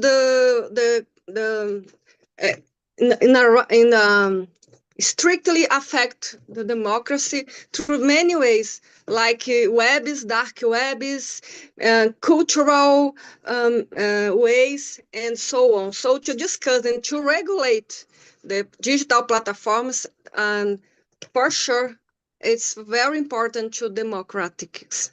Okay, thank you very much. So let me say about the last but not least speech that is about the Professor Kenneth Williams from USA. Professor, thank you very much. It's your time. Okay, thank you for inviting me, and looking forward to sharing some of my ideas and thoughts with the group. Okay, so this is me, Professor Kenneth Williams at Texas Tech School of Law, Texas Tech University School of Law in Texas, and I'm a professor of civil rights and constitutional law. And some of what I'm going to be discussing will be Professor Wolf has talked about, but I'm going to be discussing some of my concerns and why I believe our democracy is in peril. And a lot of it has to do with, of course, some of the things that have happened since Trump took over in the last 6 months. One question that might come up is, well, Trump was president before, and he was voted out of office, even though he protested. The system actually pushed back, and obviously Joe Biden took over. So what's different this time? Why is it different? Well, there are a couple of things that make it different. Okay, one is that he populated his administration previously because he didn't know anything about government. Okay, he couldn't even tell you how the U.S. Political system worked, according to accounts that of people who worked for him. Okay, so he basically had to rely on other people and professionals who had worked in previous Republican administrations before and who respected the rule of law. Professor Wolf talked about that, and respected norms, etc. Okay, those people are gone now. He has not populated his government with any sort of normative or any individuals who believe in norms. Okay, they're all sycophants, people who are going to do exactly what he wants them to do without any pushback whatsoever. Okay, so that's a real big difference. Okay, another big difference is that his previous administration, there was pushback against him. Okay, there was pushback by Congress, especially in 2018 after the Democrats took over and won the midterm elections. Okay, and even the courts, including the Supreme Court, there was some pushback. Okay, against him. That's not happening now. Okay, and that's why I'm very concerned. I'm going to talk about that more in a few minutes. But let me go through some of the things he has done. It's going to overlap with what Professor Wolf said, some of the things he's done. But let me start off with one of the question was asked about democracy and how would define democracy. Well, I think one of the keys to democracy, having a democracy, I think most of us would agree, would be having free and fair elections where the people are able to express their views and in order to vote for people who will put in policies that they support. Okay, well, Trump has gone after free and fair elections. Okay, and how has he done that? Just now, just this past couple of weeks. Okay, he has tried to have the states, especially Texas, reapportion their House of Representatives. So basically, the way our system works is that we have a U.S. Senate, which is based. Each state has two senators, so there's nothing can be done about that. But we do have the House of Representatives. That is a portion based on the census and the population of each state. And so traditionally, that's been done every 10 years, okay, that reapportionment process. And that's fair because obviously populations change. Some states grow, some states lose population. And we have a set number of representatives, 435 representatives. And so the Supreme Court has said that the principle one person, one vote, that individuals' votes should not be diluted, and you should have districts that are roughly equal in order to ensure that everyone's vote and views is considered, and they have a opportunity to express themselves through their vote. Now, what he has done, so Texas. The governor of Texas is Republican. The legislature in Texas is controlled by Republicans. So he senses that the polls are not looking good for him nationally in terms of the congressional elections in 2026. So now he wants to reapportion the seats in Texas because Texas is a large state and with a lot of Republicans. And so he wants to try to reapportion so that the GOP, the Republicans, will get 5 extra seats. Okay, and that could make a difference. Right now, the Republicans control Congress by just 3 seats. And so gaining 5 seats could make the difference of whether or not the Republican control or Democratic control of the House of Representatives. And that's important because, as I mentioned last time, 2018, when he was president, the Democrats won the midterm elections, and there was pushback. You know, he got impeached. There was all sorts of pushback. And the system basically was functioning somewhat the way it should function. It's not happening now. So one of the things that authoritarians do is they go after free and fair elections. They want to make the elections as unfree and unfair as they possibly can. And Trump is in the process of doing that. And his people, especially his vice president and others, have indicated they're not going to stop just at Texas.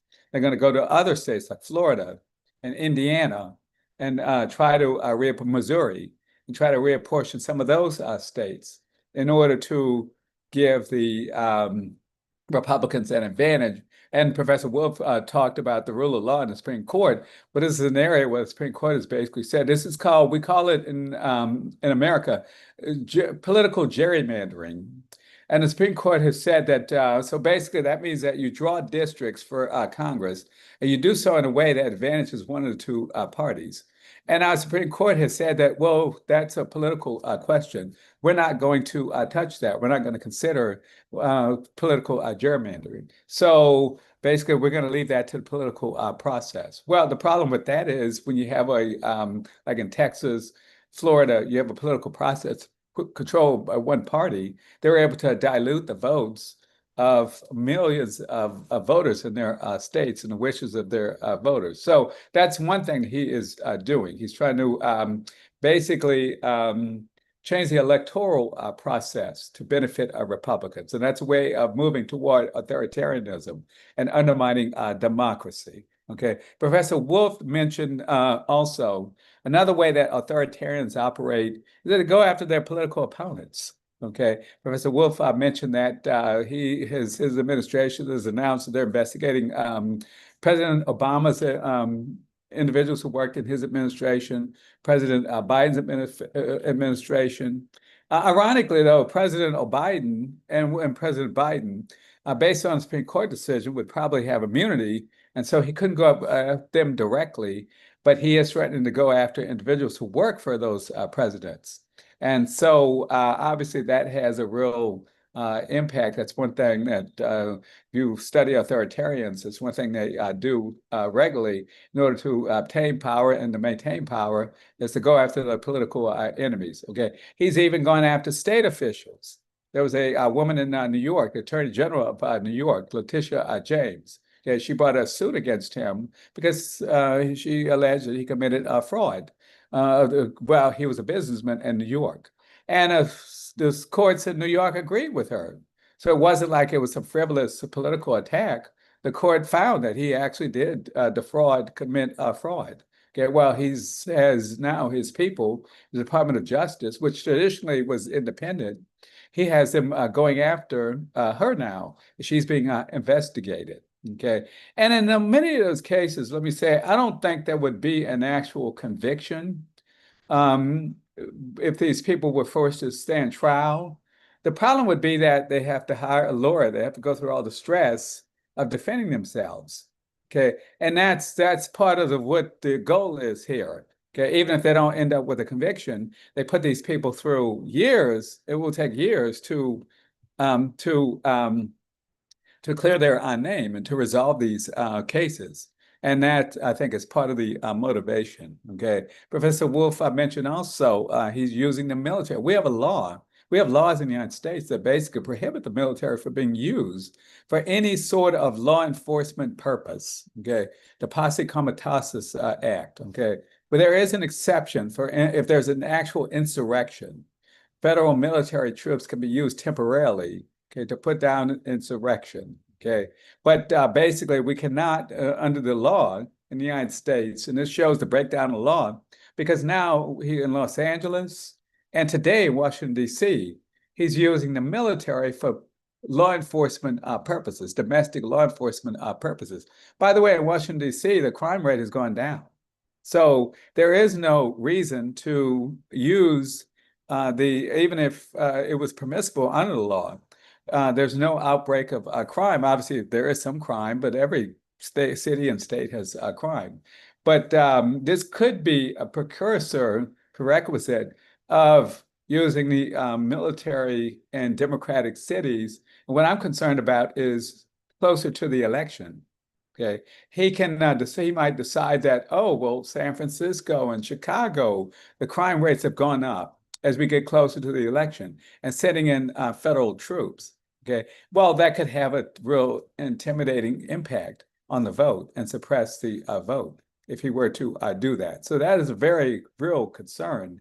Like I said, the law does not allow the president to send military troops just for domestic purposes. Okay, give you a couple of examples. Los Angeles, there were some riots in the 90s in Los Angeles after a police killing of an African-American or wounding of an African-American in Los Angeles. There were some riots after there was a not guilty verdict, the Rodney King case. And there were riots in Los Angeles.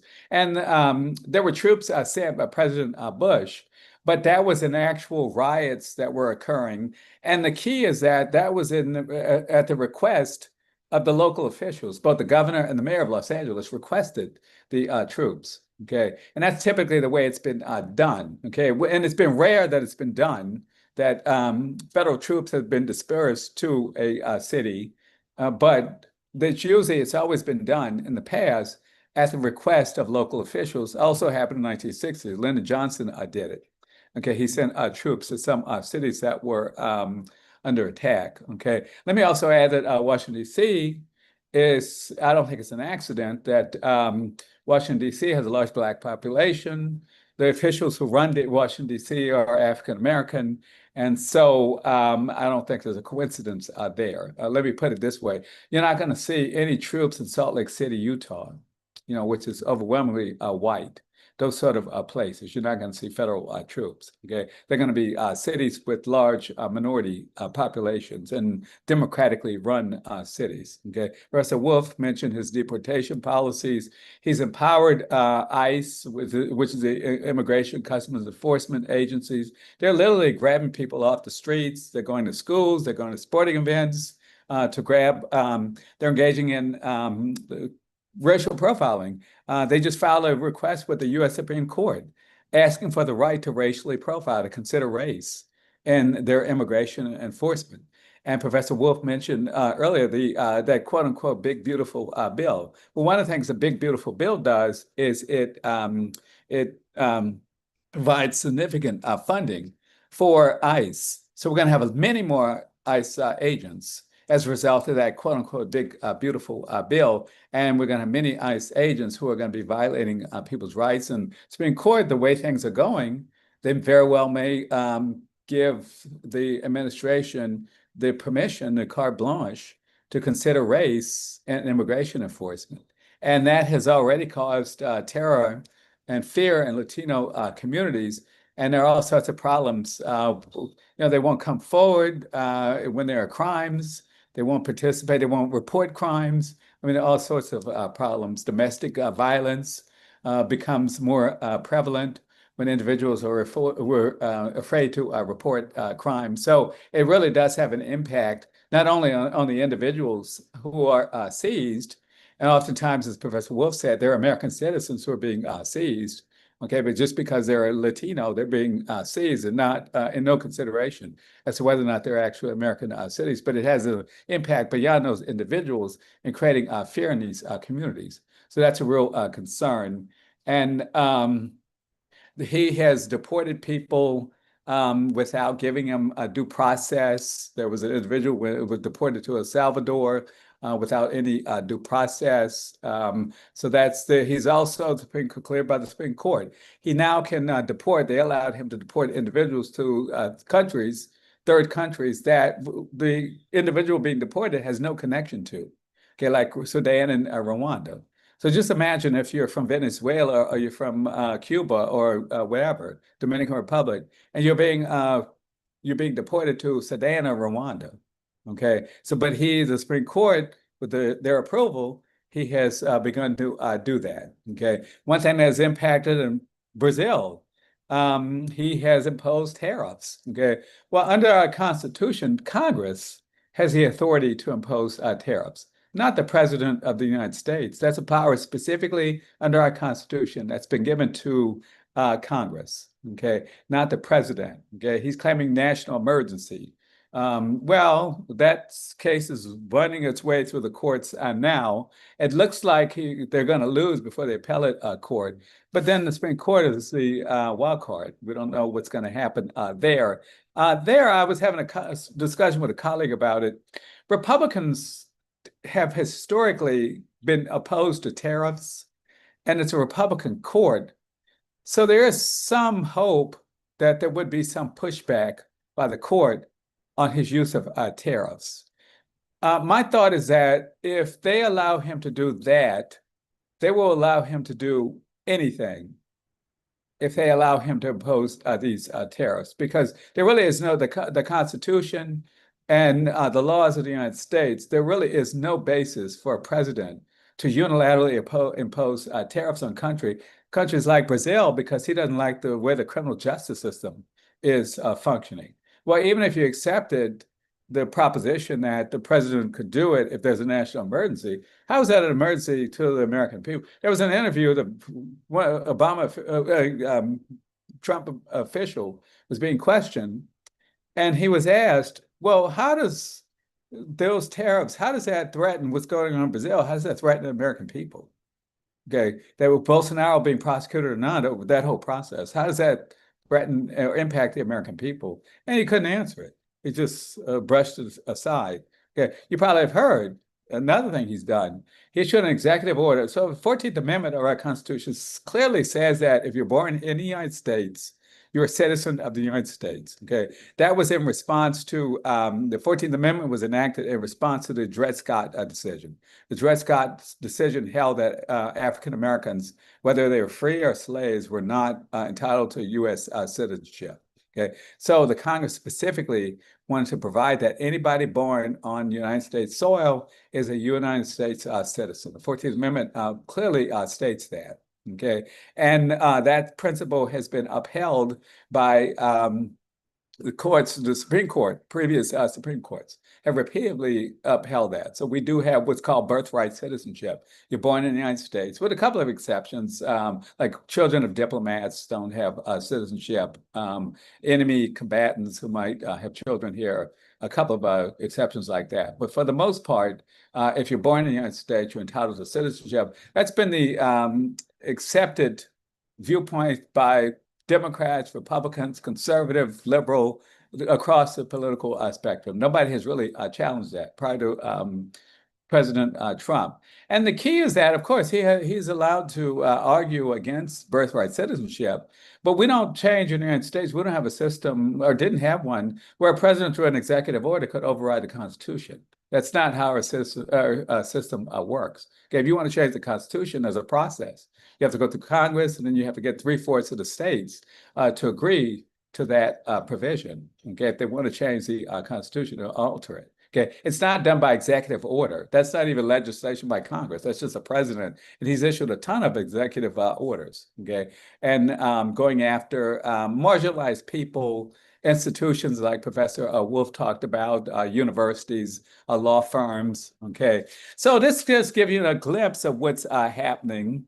And let me say that this is a real threat to democracy, of course. And I'm going to get into explain more. Now, let me point out, we've had presidents before who pushed the boundaries, okay, of the law and the Constitution. Okay, we obviously had Nixon, who tried to undermine the democracy.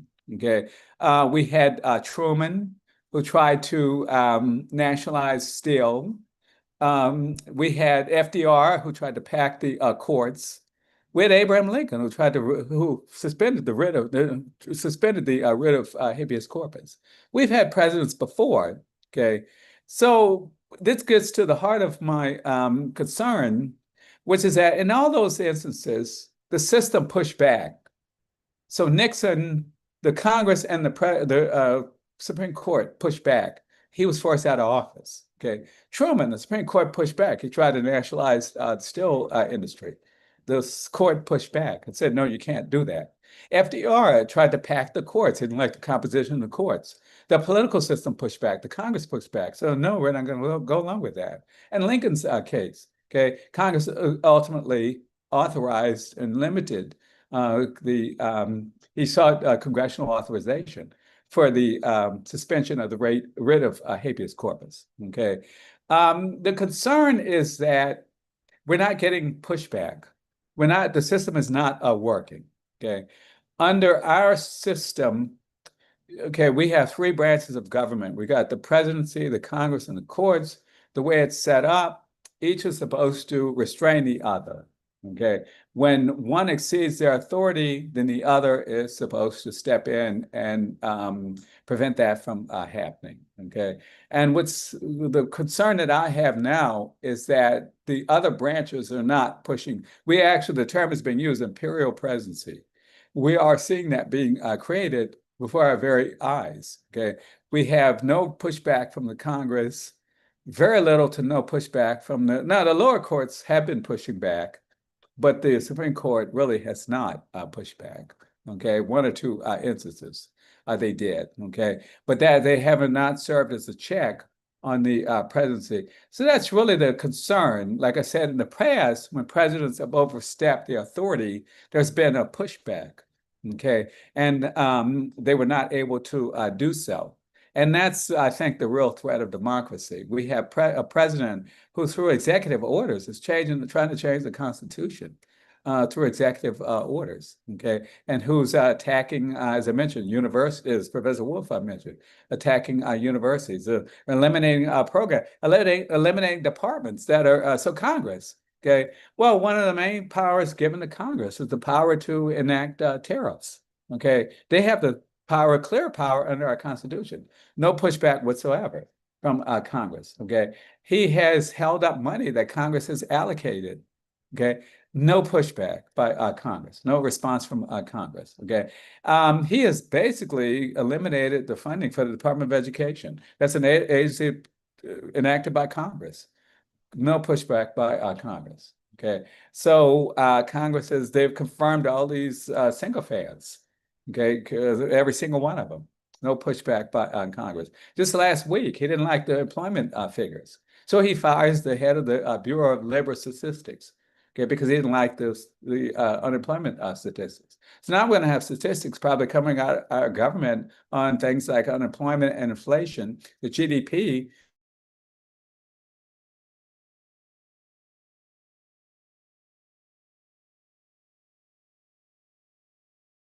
Okay. And also in our system, the courts are supposed to provide a check. And that just simply has not been happening. Okay. The lower courts have done so, but the Supreme Court really has, by and large, gone along with just about everything he has wanted to do. They just basically they lose. The way it's been working is that they lose in the lower courts, they go to the appellate court, then they file an emergency order with the Supreme Court. The Supreme Court usually grants his emergency order. And what's most distressing is that the Supreme Court typically grants the emergency order without any written opinion.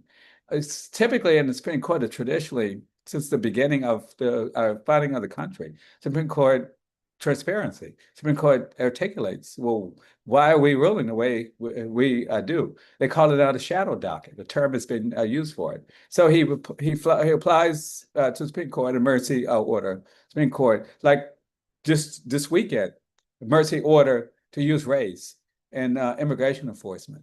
Okay, Supreme Court might issue an opinion, they might issue an order agreeing with him without even a rationale for doing so. Okay, so instead of they haven't restrained the president, what they have done is they restrained the lower courts. Ironically, there was a decision a few weeks ago, Trump versus Casa. Okay, and they said that the lower courts cannot issue what's called universal injunctions. Okay, so if a president, like with birthright citizenship, okay, they said, well, every person who has a child, undocumented person who has a child born in the United States, well, they have to individually go to court and get relief. Okay, a court cannot say, no, you cannot do this, United States government, anywhere in the country. Okay, so every undocumented person who has a baby has to go to court. Well, we know that's not going to happen. Okay?